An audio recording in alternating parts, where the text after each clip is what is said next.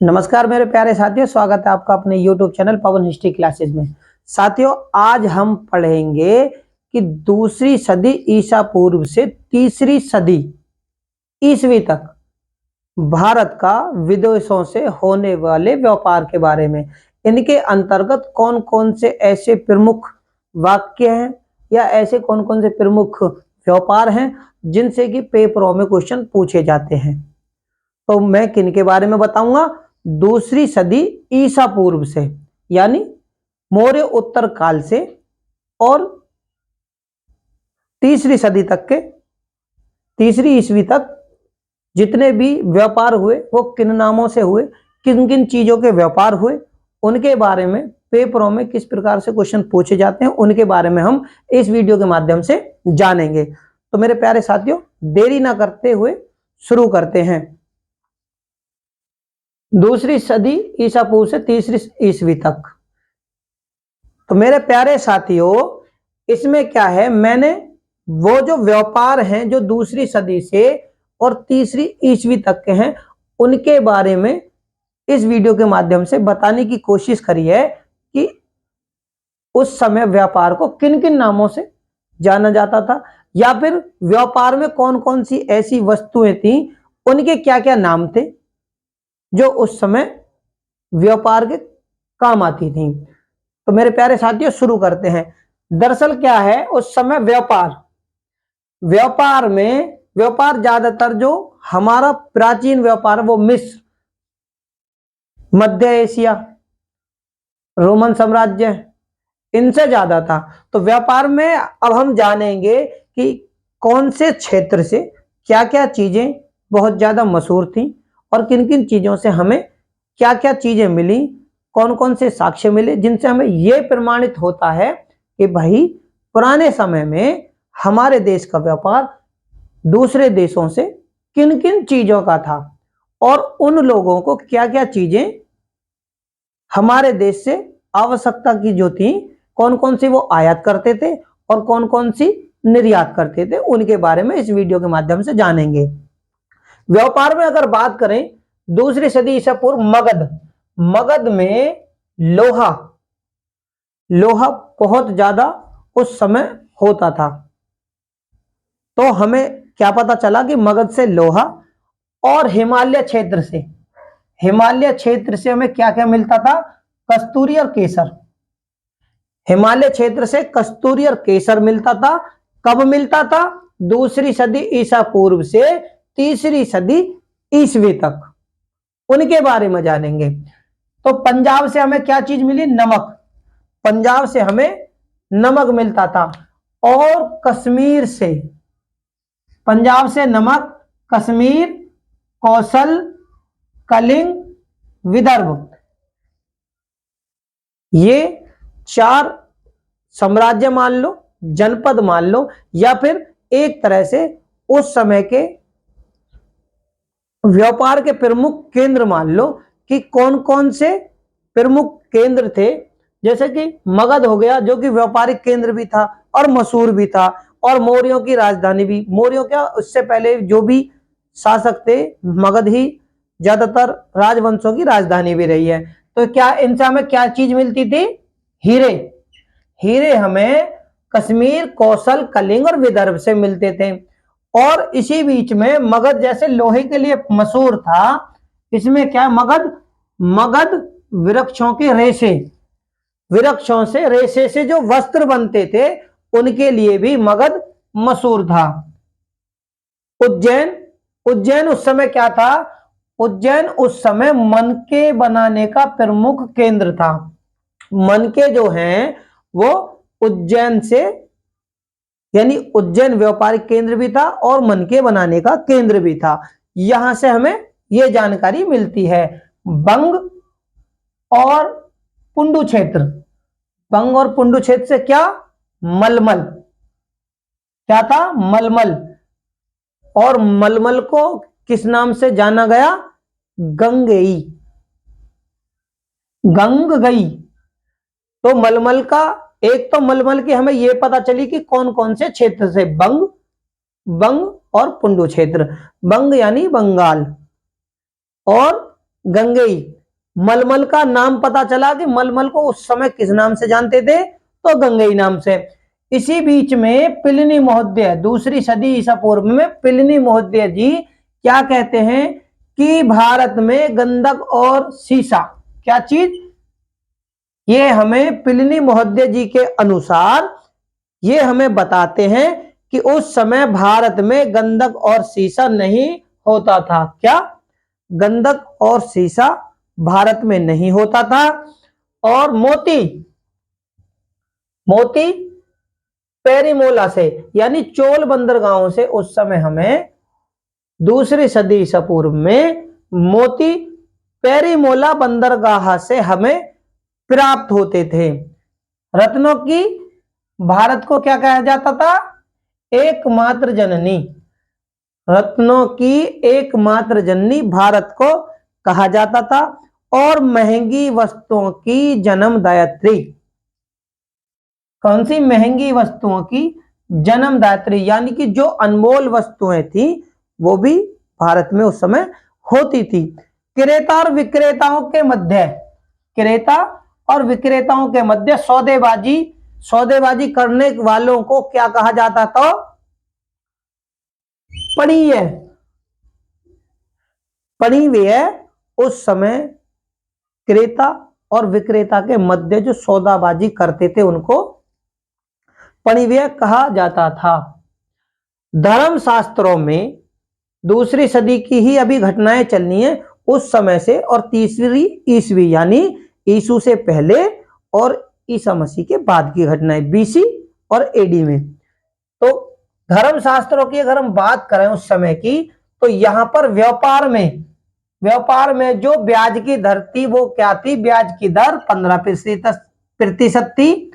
और मनु ने विभिन्न धर्मों की विभिन्न दर, यानी मनु ने विभिन्न धर्मों की विभिन्न दर क्या बताई है, इन्होंने जो उल्लेख किया है या फिर इनके अनुसार हम जाने तो ये कहते हैं कि ब्राह्मणों से 2% और क्षत्रियों से 3%, वैश्यों से 4% और शूद्रों से 5% वार्षिक दर ली जाती थी। तो मेरे प्यारे साथियों, जो मेरा समझाने का जो माध्यम है वो ये, अब हमें ये मालूम चल गई कि उस समय मगध से लोहा और वृक्षों के रेशों से बनने वाले वस्त्र, हिमालय से हमें क्या मिला, कस्तूरी और केसर, पंजाब से नमक, कश्मीर, कौशल, कलिंग, विदर्भ से हीरे, ठीक है ना, और मलमल हमें बंग और पुंडू क्षेत्र से। तो इन्हीं के बारे में पेपरों में भी इन्हीं के बारे में ज्यादातर पूछा जाता है। भाई क्या चीज पूछेंगे कि कौन से क्षेत्र से क्या चीज उस समय प्रमुख थी और क्या चीज हम आयात निर्यात करते थे। तो हमें इनके बारे में ये पता चल गई। दूसरा क्या पता चली कि उस समय हमारा जो समाज था वो 4 भागों में बटा हुआ था, क्षत्रिय, ब्राह्मण, शूद्र, वैश्य। तो इनसे हमें क्या क्या ब्याज उस समय ली जाती थी उनके बारे में मालूम चल गया। क्वेश्चन अगर यहां से पूछ ले जाए तो आप वो भी बता दोगे, और इन क्षेत्रों के बारे में और उनसे क्या क्या चीजें मिलती हैं इनके बारे में अगर पूछ लिया जाए तो आप उसे भी आसानी से बता दोगे। बात करते हैं अब समिल्ला या पेरीमोला, ये क्या थे, चोल बंदरगाह। चोल बंदरगाह। नोरा क्या था, कनानौर यानी टिडिस, मुजरिस और कासलुंगी, ये क्या थे, बंदरगाह थे। कौन से, पश्चिम के ये बंदरगाह थे। अब अगर पेपरों में ये चीज पूछ ली जाए कि भाई उस समय दूसरी सदी ईसा पूर्व या तीसरी सदी या गुप्तों से पूर्व और साम्राज्य किस किस के, शुंग हो गए, कण्व हो गए, या तुम्हारे ये थे मेकिस हो गए, कुषाण हो गए, ठीक है ना, और पल्लव हो गए, शक हो गए, उसके बाद गुप्त होगा। तो उस समय कौन सी सदी थी, दूसरी सदी ईसा पूर्व से तीसरी सदी ईसा पूर्व। अगर इन्हीं के बीच में क्वेश्चन आता है बंदरगाहों से तो आप आसानी से बता सकते हो भाई पश्चिम क्षेत्र के या चोल क्षेत्र के। देखो समिल्ला, पेरीमोला ये चोल बंदरगाह है, नोरा, कनारोड और टिडिस, हुजारिस, कासलुंगी बंदरगाहें पश्चिमी तट के। ये हमें अब क्या है, चोलों के यानी साउथ के और पश्चिम के बंदरगाहों के हमें मालूम हो गया। इसी बीच में कोंडक, साइला, निटिंग, ये क्या थे, आंध्र प्रदेश के। याद रखना बंदरगाहों में कौन कौन से, कोंडक, साइला, टिंडिंग, ये आंध्र प्रदेश के तटीय बंदरगाह थे। कौन से, तट पर। और परिपत्तनम, परिपत्त, परिपत्तन, सॉरी परिपतन और देवल, ये कौन से बंदरगाह थे, सिंधु बंदरगाह थे।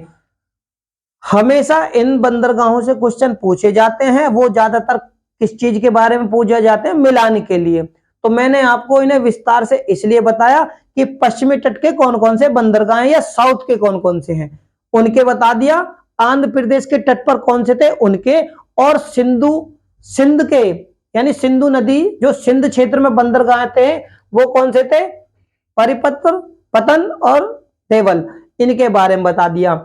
और इनसे होने वाले, अब बात चर्चा करेंगे हम व्यापार की, कि हमारे उस समय व्यापार किन किन देशों से कहां कहां पर होता था। व्यापार की बात करें तो चीन, वर्मा, दक्षिणी एशिया, श्रीलंका, मध्य एशिया, रोमन, और पश्चिमी एशिया, पूर्वी अफ्रीका, ये वो क्षेत्र हैं जिनसे, या फिर वो देश हैं, या फिर इन्हें समझ लो वो साम्राज्य हैं जिनसे प्राचीन काल के भारत के व्यापार होते थे। अलेक्जेंड्रिया, अलेक्जेंड्रिया की विधियां, इसका क्या है, अलेक्जेंड्रिया में जो उस समय विधियां थी वो कौन थी, भारतीय इतिहास इस्पात पर कर लगाने का उल्लेख करती हैं। ये जो विधियां हैं अलेक्जेंड्रिया, अलेक्जेंड्रिया की जो विधियां हैं वो हमें क्या जानकारी देती हैं, वो देती हैं कि भारतीय इतिहास पर जो कर लगता था उसका उल्लेख हमें यहां से मिलता है। पेपरों में पूछ सकता है इसके बारे में।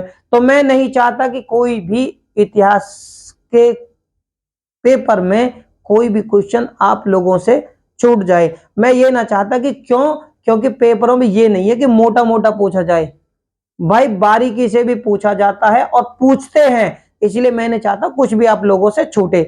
वो इसी वीडियो के माध्यम से हम आपको समझाएंगे। उल्लेख की बात करें तो हमें भारतीय इतिहास, क्वेश्चन देखो यहां से बन जाए कि भारतीय इतिहास पर कर लगाने का उल्लेख कहां से मिलता है, तो हमें यहां से मिलता है अलेक्जेंड्रिया की विधियों से। रोमन शासक, उस समय भारत का व्यापार रोमन साम्राज्य से बहुत ज्यादा होता था। कलांडियस के काल में समुद्री व्यापार को बहुत ज्यादा प्रोत्साहन मिला, यानी कि जो रोमन शासक थे कलांडियस, इनके समय में भारत का समुद्र व्यापार बहुत ज्यादा उन्नत अवस्था में हो गया। इन्होंने समुद्री व्यापार को बढ़ावा दिया। सीरियाई शासक एंटियोकस चतुर्थ, क्या, एंटियोकस चतुर्थ ने डाफने क्षेत्र पर विजय के बाद, इन्होंने क्या करा था कि डाफने क्षेत्र पर पहले विजय करी थी और भारतीय मसालों और हाथी दांत की प्रदर्शनी की थी। तो इनसे हमें क्या चीज महत्वपूर्ण मिल गई, जो सीरिया के शासक थे एंटियोकस चतुर्थ, इन्होंने जो इनका क्षेत्र था डाफने क्षेत्र, उस पर इन्होंने विजय प्राप्त करी और भारतीय मसालों और हाथी दांत की प्रदर्शनी इन्होंने की थी। इसके बारे में हो सकता है पेपरों में पूछ ले, तो मेरा कर्तव्य बनता आप लोगों को यह जानकारी देनी। ओरेगेलियस, ओरेगेलियन, इन्होंने क्या है, इन्होंने हमें जानकारी दी, इनके अनुसार रेशम का मूल्य उस समय सोने के बराबर बताया। किन्होंने बताया, ओरेगेलियन ने हमें बताया। हो सकता है कि क्वेश्चन इस प्रकार से बन जाए कि रेशम का मूल्य सोने के बराबर, कौन से महोदय ने इसके बारे में जानकारी दी है। 4 ऑप्शन रख दें, प्लस में इन्हें भी रख दें, तो आपको अगर मालूम होगा तो फटाक से आप बता दोगे। तो मेरा मानना है कि व्यापार किस किस क्षेत्रों में कौन कौन से थे, किन किन समय में क्या क्या चीजें उस समय घटी, तो मैं वो सारी चीजें आप लोगों तक अच्छी तरह पहुंचाऊं। तो मेरा यही है बस जो मैं आपके लिए कोशिश कर रहा हूं। खाड़ी व द्रोण, अब देखो उस समय व्यापार की ही अभी हम बात कर रहे हैं, वाणिज्य की, व्यापार और वाणिज्य की बात चल रही है, तो कोई भी पॉइंट छूटना ना चाहिए। अब देखो खाड़ी और द्रोण क्या थे? अनाज के मापक। क्या हो गए? अनाज के मापक, मापक, अनाज के मापक उस समय कौन कौन से थे? खाड़ी व द्रोण। इनके लिए दो नाम आए हैं, तो ये आप नोट कर लेना। दूसरा कुडुंब, कुडुंब किसके लिए आया है? बाट के लिए। ये चीज भी आप नोट कर लेना कि कुडुंब के लिए, माप के लिए, माप के लिए अनाज छोड़ो कि अनाज ही नापना है, अनाज छोड़ो, अगर माप की बात आ जाए तो खाड़ी और द्रोण, बाट की बात आ जाए तो कुडुंब। ठीक है, जो किससे बना था? लकड़ी व लोहे का बना था, लकड़ी व लोहे का बना था। प्रमुख चीज है, प्रमुख वाक्य भी समझो इसे। दिव्य वदान के अनुसार अगर हम बात करें, दिव्य वदान से हमें क्या जानकारी मिलती है कि बाटों को, बाटों को, बाटों को अंजलि, मनिका, विलभागम, प्रबोध, ये बाटों के नाम हमें कहां से मिलते हैं? दिव्य वदान से। दिव्य वदान में उल्लेख है कि बाटों को अंजलि, मनिका, विलभागम, प्रबोध आदि कहा जाता था। व्यापार और वाणिज्य की बातें, मिलंद, मिलंद पन्नों से क्या है? जाली बाटों का उल्लेख। हो सकता है यहां से क्वेश्चन बन जाए कि जाली बाटों का उल्लेख कौन से ग्रंथ में या कौन सी पुस्तक में दिया गया है, तो आप यहां से बता देंगे मिलंद पन्नों में हमें ये जानकारी मिलती है जाली बाटों की। इनका प्रयोग क्या था उस समय? निषेध। भाई जब ये जाली बाटे तो जाहिर सी बात है इनका कोई इस्तेमाल तो करेगा ही नहीं, तो निषेध थे। रोमन साम्राज्य की अगर हम बात करें, रोमन जगत की अगर हम बात करें, तो रोमन से भारतीय व्यापार बहुत पुराने हैं। और यहां से क्या थे? भारत से जो करते थे हम, जो आयात मसाले, मलमल, मोती और आभूषण आयात करते थे। और मध्य एशिया, मध्य एशिया भारत से व्यापार गतिविधियों को क्या करते थे? जो व्यापार गतिविधियां होती थी, रोमन साम्राज्य से जो भारत की उस समय व्यापार गतिविधि होती थी, वो होती थी, किस नाम से जाना जाता था उस व्यापार को? समापक व्यापार कहते थे। जो कि व्यापार की गतिविधियां थी वो समापक व्यापार कहलाती थी। इसके अलावा, इसके अलावा पारगमन, पारगमन व्यापार भी होता था। उस समय पारगमन व्यापार भी होता था, जिसमें क्या था? रेशम का व्यापार शामिल था। क्या? पारगमन व्यापार में रेशम का व्यापार शामिल था। और इसके बदले में, इसके बदले में शराब के कलश, लाल रंग के, लाल रंग के जो है ना भांड, भांड यानी बर्तन, एरेटाइन, लाल रंग यानी एरेटाइन भांड निर्यात करते थे रोमन साम्राज्य वाले। अरिकामेडू और मुजिरिस, ये वो दो क्षेत्र हैं, अरिकामेडू, मुजिरिस, जहां से रोमन साम्राज्य के ये मृतभांड और कलश के साक्ष्य, भांडों के साक्ष्य हमें सबसे पहले मिलते हैं। ये साउथ इंडिया के हैं। और सोने चांदी के सिक्कों का निर्यात ये लोग करते थे। एक समय ऐसा भी था कि सोने के निर्यात के लिए इन्होंने कानून भी बनाया था, निर्यात बंद करने के। क्यों? उस समय भारत के लिए बहुत ज्यादा सोना रोमन साम्राज्य से भारत में आता था। मिस्र के पपीरस अभिलेख में देखो, मिस्र के पपीरस अभिलेख में रोम को पूर्व से, यानी वही बात जो मैं अभी बता रहा कि रोम साम्राज्य ने पूर्व यानी भारतीय साम्राज्य से रेशम, बर्तन आयात पर प्रतिबंध लगाया था। क्योंकि प्रतिबंध किस कारण लगा था, इसका जो उल्लेख है वो मिस्र के पपीरस अभिलेख में मिलता है। क्यों?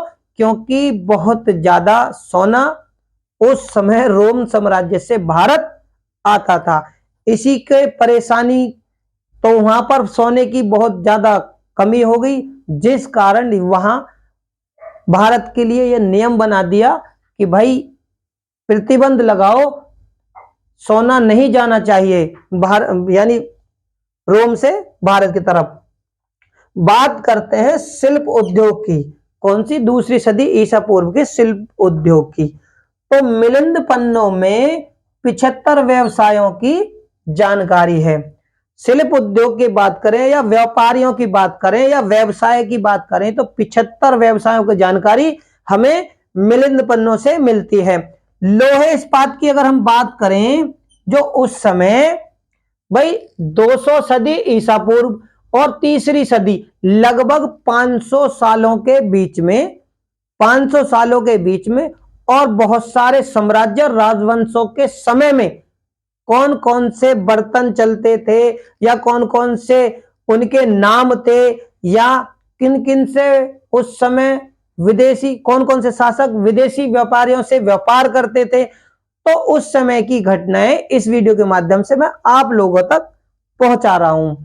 ठीक है, इसमें क्या है, लोहा इस्पात में क्या है, पेरिपल्स, पेरिपल्स का अरीका जो कि काठियावाड़ और पूर्वी अफ्रीका को भेजते थे। क्या? लोहे से बने हथियार, लोहे उद्योग की अगर हम बात करें, लोहे से बने हथियार, ये पेरिपल्स के अनुसार है कि अरीका काठियावाड़ पूर्वी अफ्रीका को भेजे जाते थे। यहां से जो भी वस्तुएं बनती थी।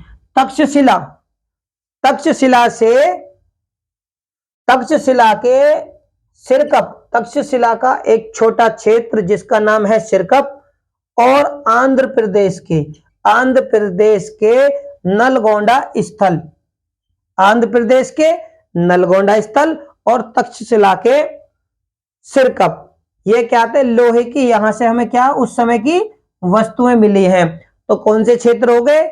2। या फिर आप ये समझ लो कि तक्षशिला से सिरकप या आंध्र प्रदेश के नलगोंडा स्थल से हमें लोहे की बनी हुई वस्तुएं मिली हैं। वो कौन से समय की हैं? तो दूसरी सदी ईसा पूर्व से तीसरी ईस्वी तक के बीच में जो भी उस समय के साक्ष्य थे उनके आधार पर।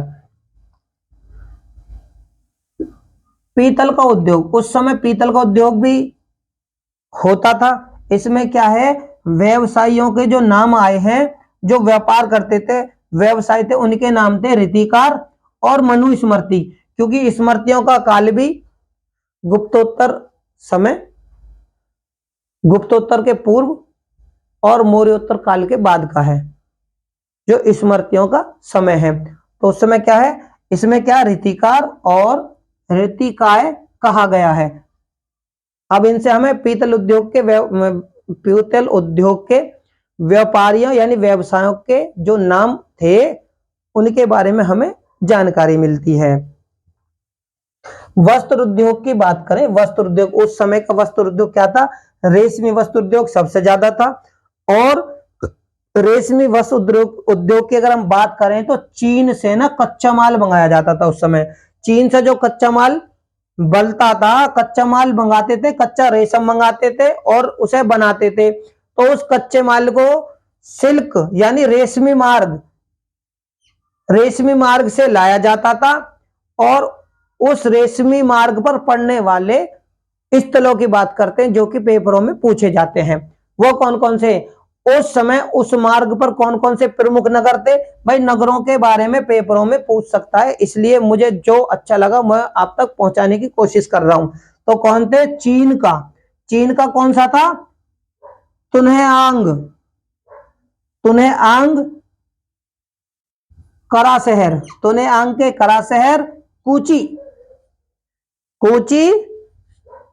खोटन, मीरन, यारकंद, कासगर, बैक्टीरिया, बेमियान, कंधार, कमीसा, पुष्कलावती, तक्षशिला, रोहतक और मथुरा, ये वो स्थान हैं जो कि रेशमी मार्ग, उस समय के रेशमी मार्ग पर पड़ने वाले प्रमुख स्थान तो हैं ही, या फिर इनमें से कुछ व्यापारिक केंद्र भी हैं, शिक्षा के केंद्र भी हैं। ठीक है, ये उस समय उस रास्ते में पड़ते थे। चीन से आने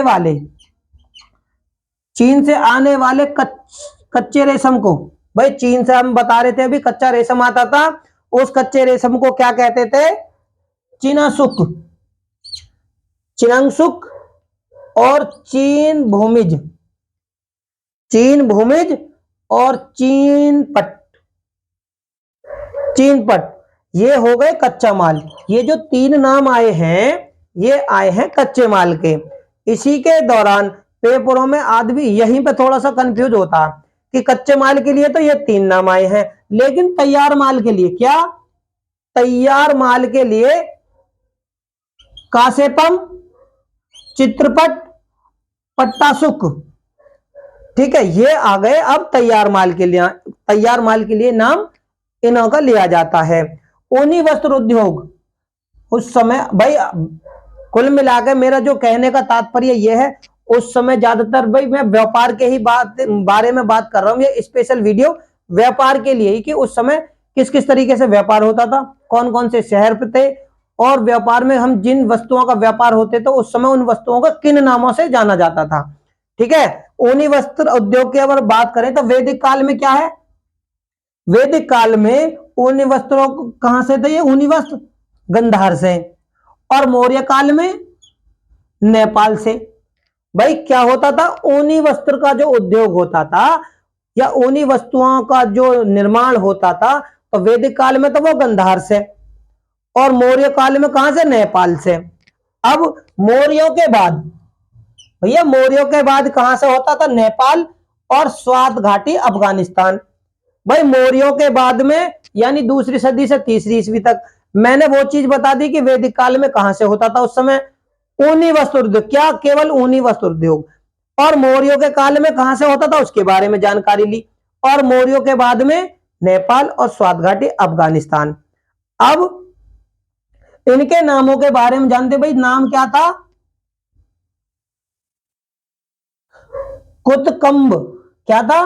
कुतकम्ब कंबलन, कुतकम्ब कंबलन, ये ऊनी वस्त्रों का नाम था।